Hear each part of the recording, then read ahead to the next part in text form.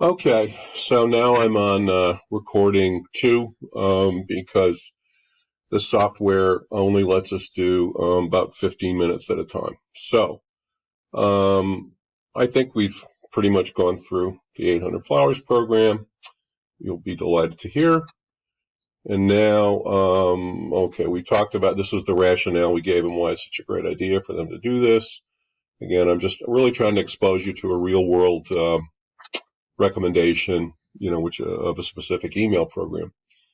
Now we are on to a new part of our class, which is to get into this ethical decision-making issue just a little bit more.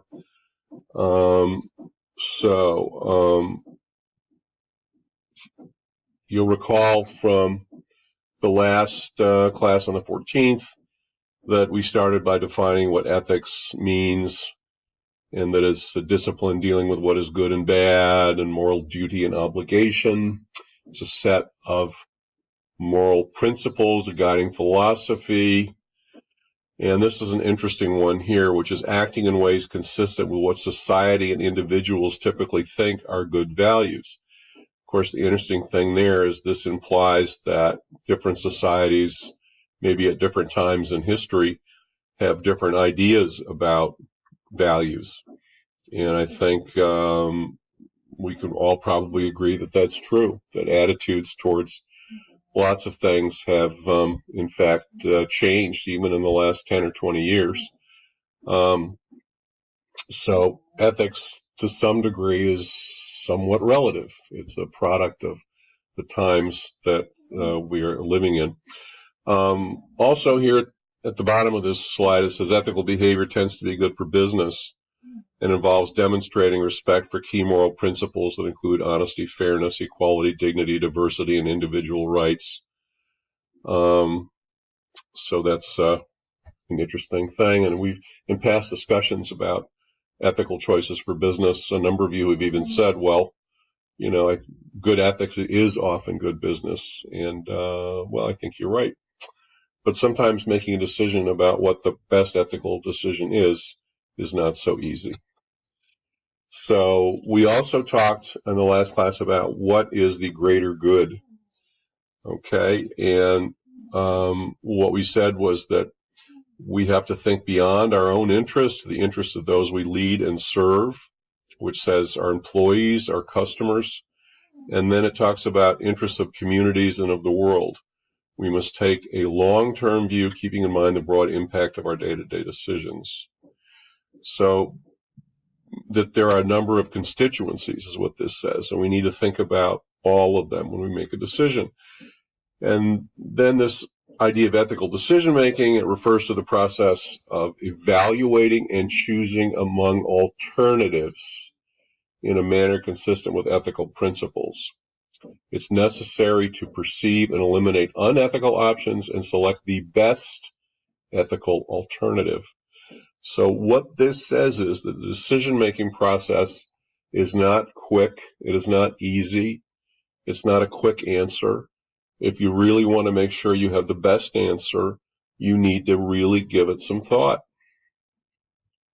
Now, I added something from the last class, which is not only are we looking for the greater good, but we're also looking for something that I would say does the least harm.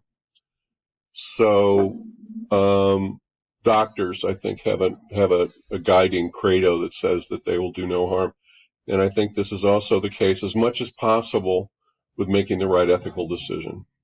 So how do you get the balance of the greatest good with the least harm? And what I'm trying to do here is when we discuss these case studies and go through them and try to come up with the best answer that we can all agree on as a class, and maybe we can't always all agree, but of course we will try to, because that would be your job as the leader of a company, to get your team, your leadership team, and the people you work with to agree with you.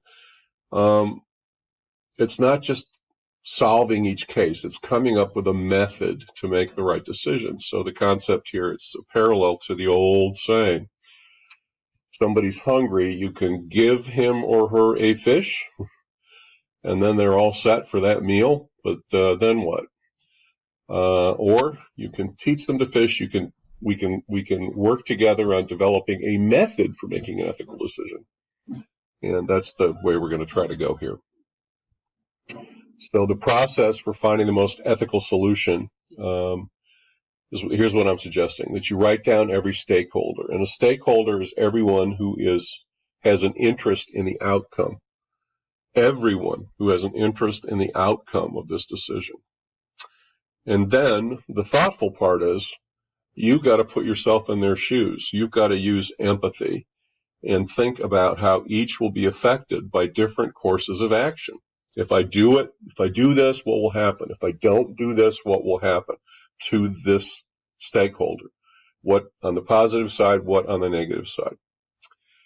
And then as you think through this, and you will hopefully work up a course of action that creates the greatest good for the most stakeholders and has the least harm on every stakeholder.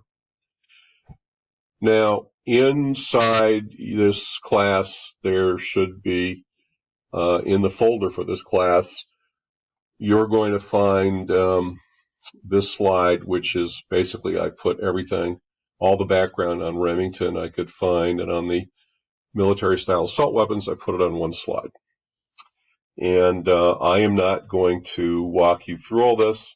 Instead, you guys I want you to open the links, get the background, find out what's going on with Remington. They were just in the news again. As a matter of fact, this bankruptcy that we talked about last time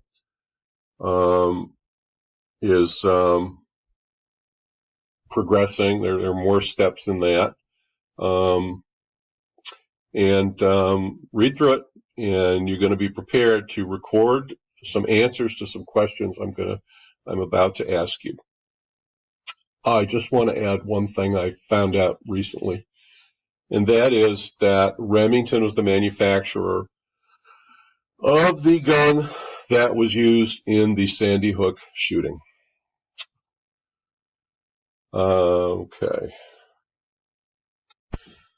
Okay, so you're going to review this material. Then you are going to do some thinking. Get out a piece of paper, write down the stakeholders. It's the stockholders and the owners and the debt holders. It's the employees. It's the 40 employees who manufacture that particular military assault rifle. It's their customers. It's the community. How's the community going to be affected? It's also the gun owners. And here I want to remind you that I didn't originally have gun owners up here, and I should have. And I want to thank Miss Newby, who I think rather bravely spoke up in class and said, well, what about people who obey the laws and, enjoy owning guns? And we need to be thought about here. And she's absolutely right. And so that needs to be thought about. And then you've got to figure out different courses of action. Do you stop manufacturing the rifle? Do you not? Do you wait a while to do it? Do you re-educate the employees who might lose their jobs and put them on other jobs? Or, how do you take care of and do the best by each one of the constituents? I think the National Rifle Association, by the way, is also a stakeholder. So you've got to think about them. And if you're against them, okay, what about the membership, the management and the membership? You really have to think through this.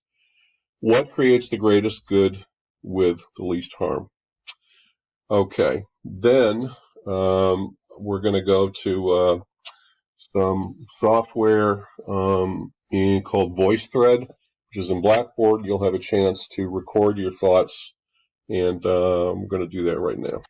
Okay, and now that you have finished the comments, posting your comments and commenting on other people's comments for the gun control debate, we're going to do one kind of a work-oriented much smaller in terms of issue and impact.